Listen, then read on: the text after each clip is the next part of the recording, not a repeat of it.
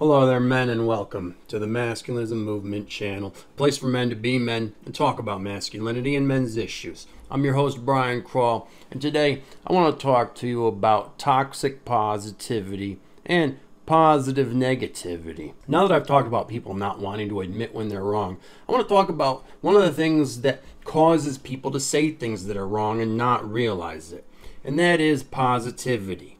More specifically, something that I call the positivity paradox, which is my way of summing up the fact that negativity can be positive and positivity can be negative. A lot of people like to try to be positive, and of course, why wouldn't you? Because positivity is, well, positive. That is, except when it's not. And unfortunately, because positivity is positive and it sounds and feels nice, that can make it the perfect cover for things that aren't actually good, but are bad and quite negative and wrong, and perhaps even a bit evil. You see, there is a paradox with the positivity of many people in which their positivity is actually quite toxic. Yeah, that's right. It is what is being officially called toxic positivity by psychologists, something I was talking about in my self-help company long before they ever were, but they're getting the credit now. But allow me to explain it. This happens when some people use positivity in a completely superficial way as a mask for other much darker, more negative things.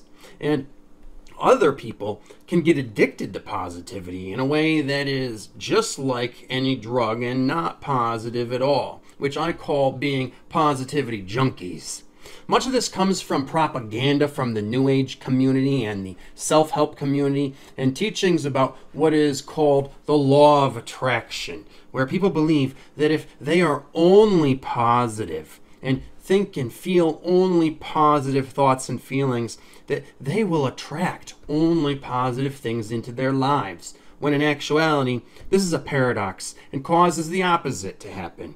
Because attempting to only be positive means that they aren't dealing with any of the negativity that they encounter in life, which is probably a lot, and it doesn't stop it from existing, but only causes it to become more problematic and toxic. If you are unable to handle any negative feelings in yourself and attempt to not allow yourself to feel them by ignoring them whenever they come up, even when that feeling may be the most natural and appropriate response because you have real issues that you should be working through but aren't, then that is not positive. It's toxic. It's like a wound that will get infected if you don't treat it. You can't ignore it because it's just going to get worse.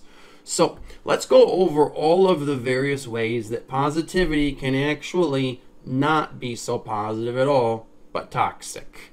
First, I'd like to start off by saying that as an artist, I've noticed all too often so-called positive people will react very badly to art with any kind of dark themes or negative emotions.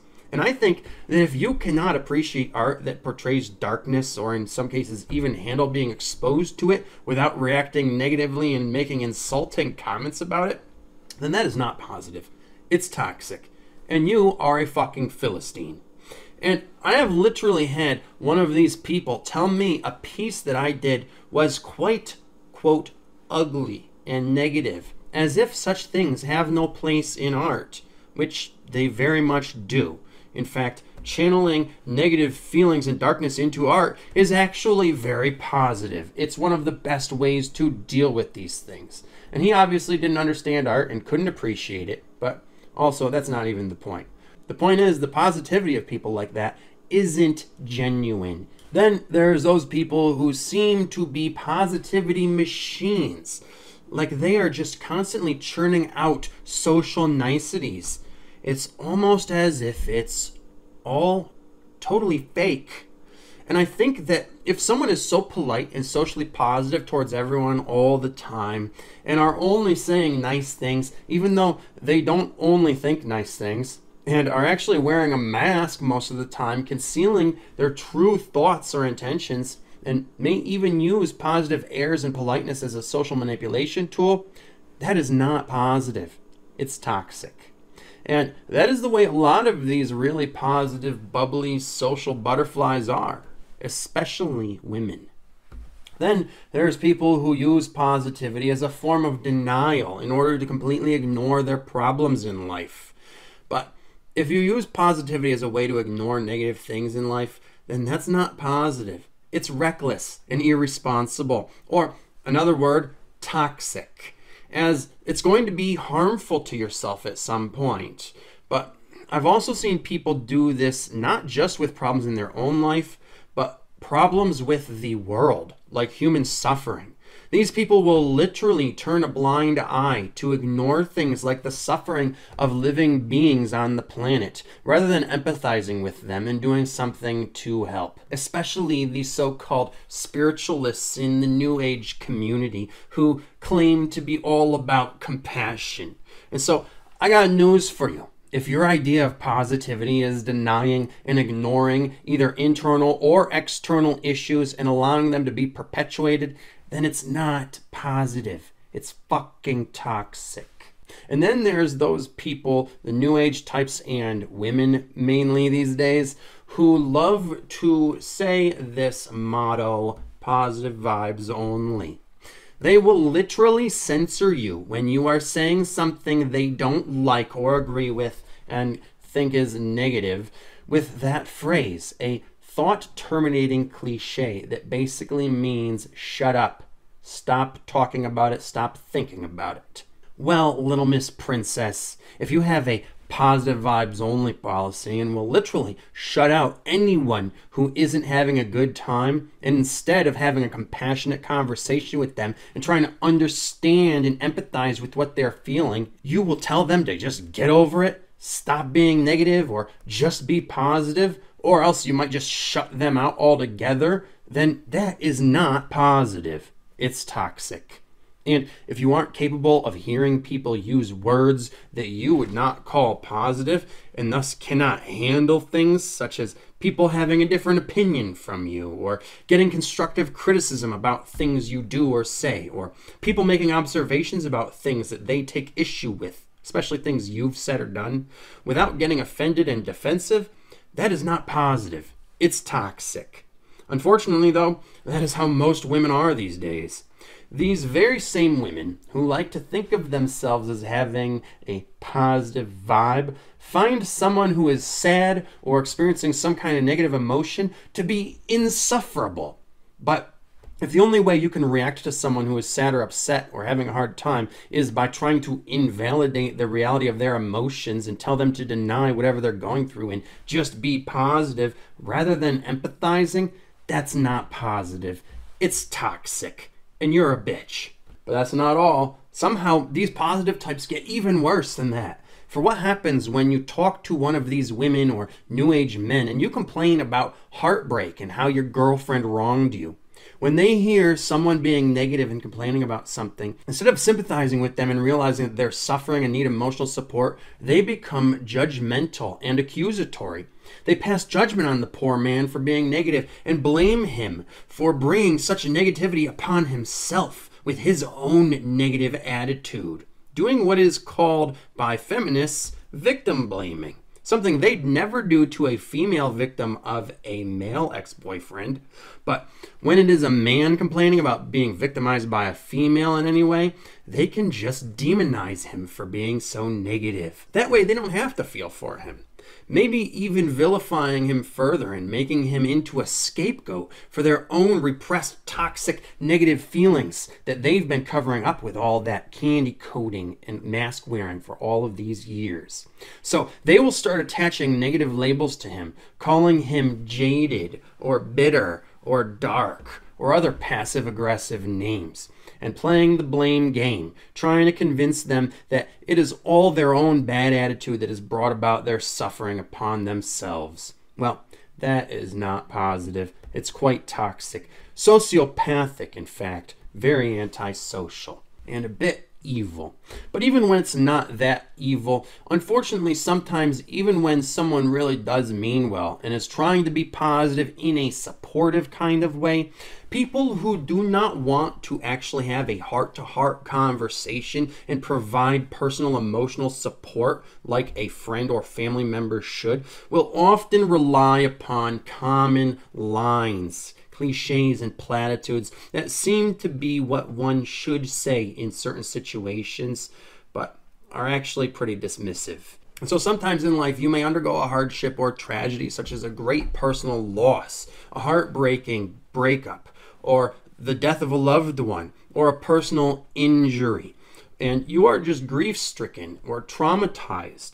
Well, us men will often hear such lines from others such as, oh, well, you can't let it bother you, or we'll try to just look on the bright side, or just keep your chin up, or just stay positive, or just man up, which is really just a social nicety from someone who wants to sound like they are saying the right thing that you're supposed to say in this situation, but in actuality, they aren't being helpful at all, because they really don't give a fuck.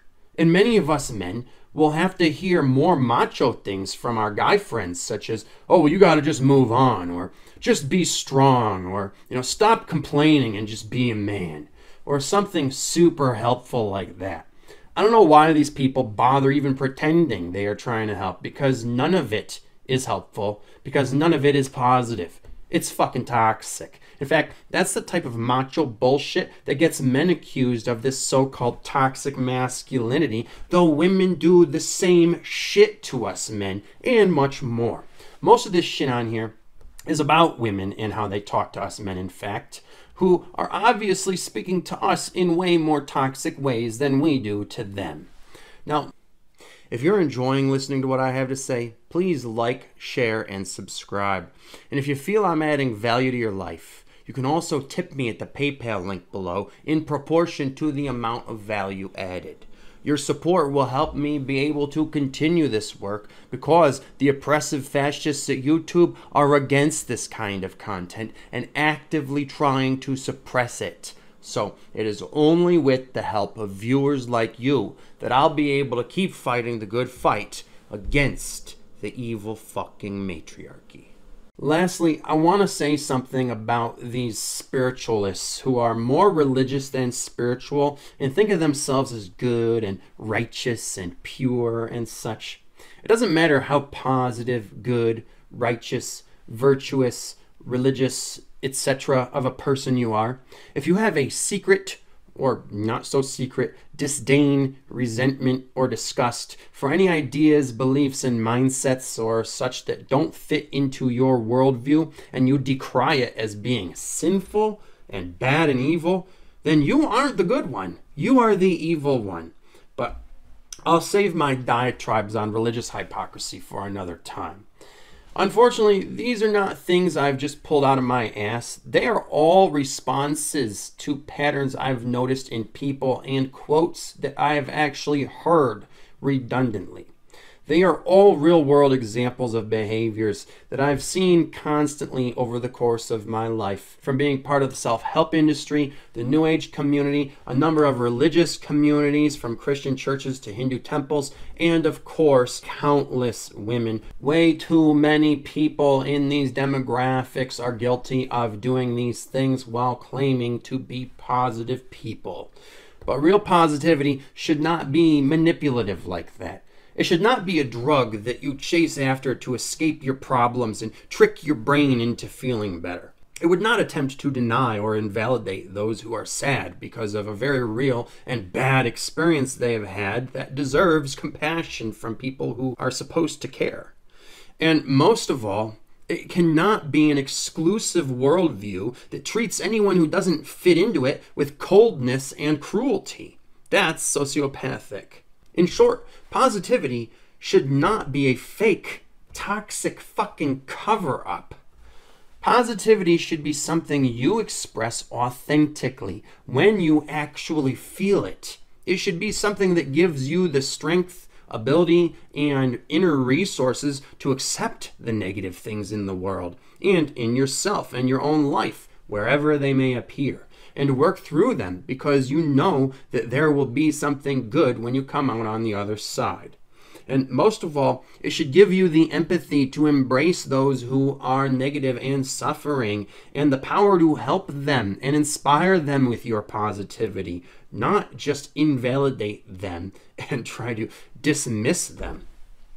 Because positivity is supposed to do good for yourself and others, and be compassionate towards yourself and others when you do encounter negativity. But positivity can only be positive when it allows for negativity separately. If you are feeling sad because something real and tragic has happened to you, you need to allow yourself to feel those negative feelings and work through them to resolve them without trying to ignore them and just be positive instead.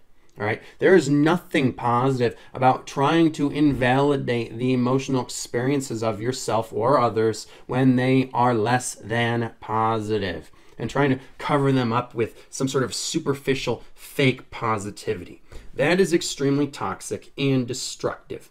When you try not to feel something negative, that doesn't turn it into something positive. You are only suppressing those feelings and causing them to fester deep inside of your subconscious, where they will be out of control and allowed to grow and have a much more destructive impact, like an infected emotional wound.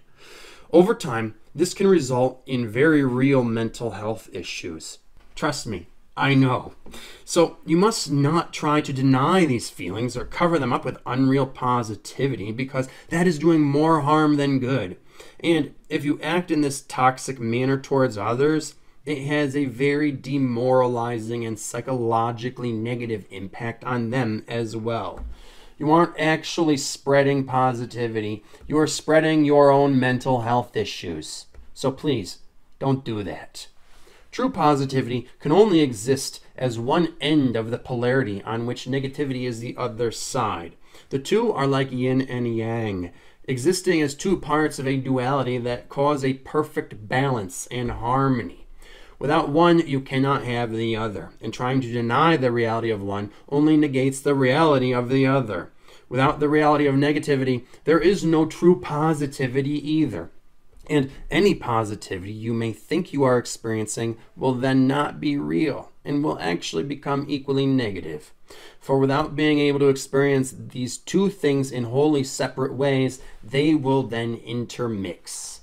So the positivity you are trying to create without ever having any other negative experiences to balance it out actually causes it to become both positive and negative at the same time, because the two have mixed and began to negate one another.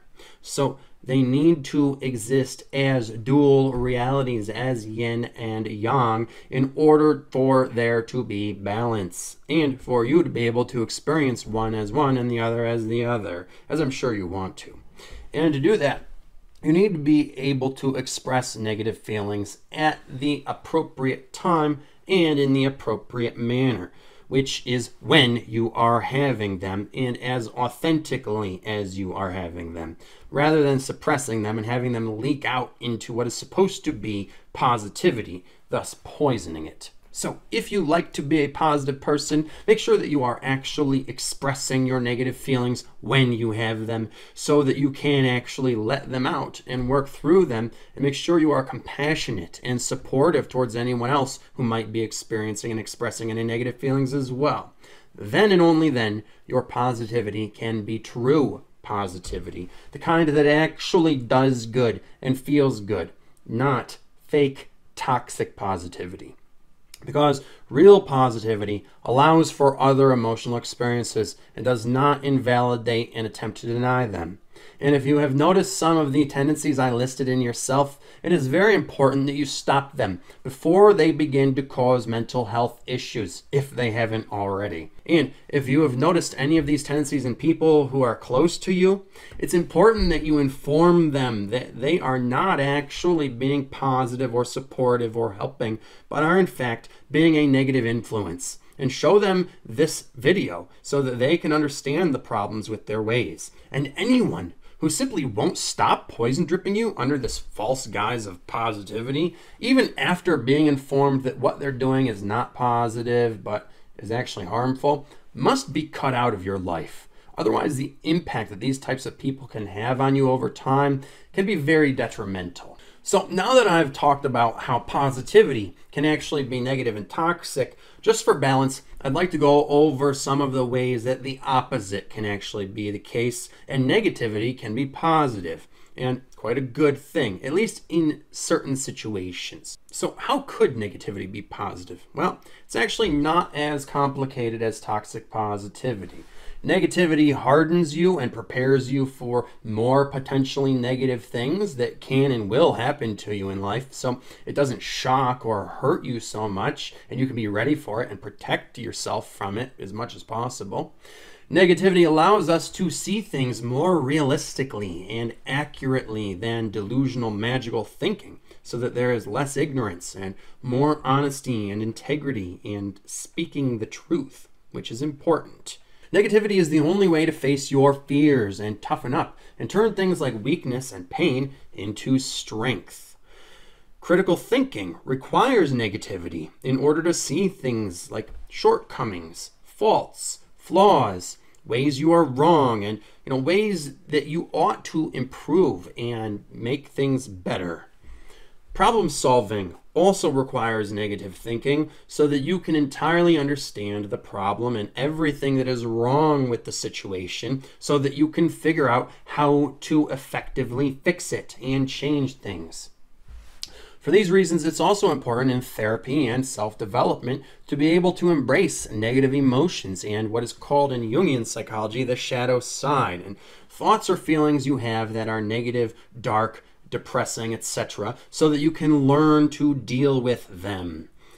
Venting anger and negative feelings is very cleansing and therapeutic. It's bad to bottle them up and let them just fester inside of you while you try to be positive.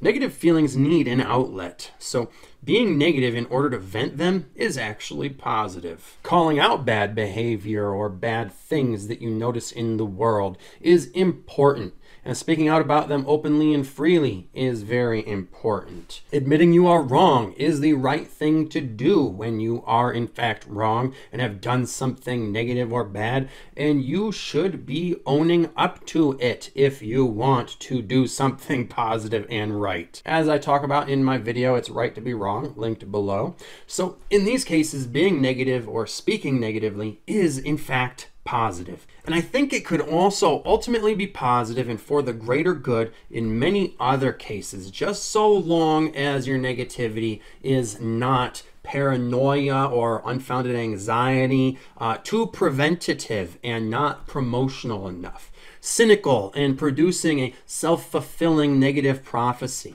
outwardly negative towards others in ways that make them feel bad undeservingly, right? Criticism should be constructive, right? But as long as it's not actually producing more negative outcomes like it would in these cases, but is only working to prevent further negativity and solve problems, then it is actually a good thing, even though it may feel bad at the moment when you are having to deal with the negativity.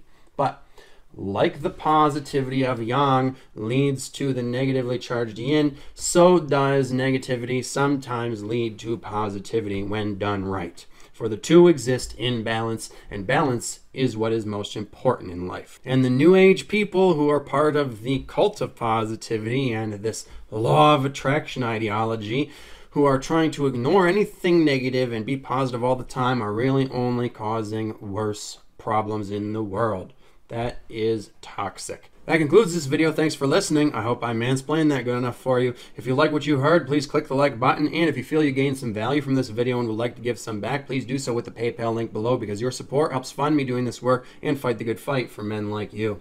If you are ready to take the red pill and wake up from the matrix and the matriarchy controlling it and learn everything you need to know about female on male sexism, get your copy of my newly released book called Misandry Exposed, on sale now for a special price that won't last long. So check it out by clicking the link below. And otherwise, you can stay tuned for my next video coming out tomorrow on men and their emotions. And otherwise, take care of yourselves, men, because no woman out there is going to.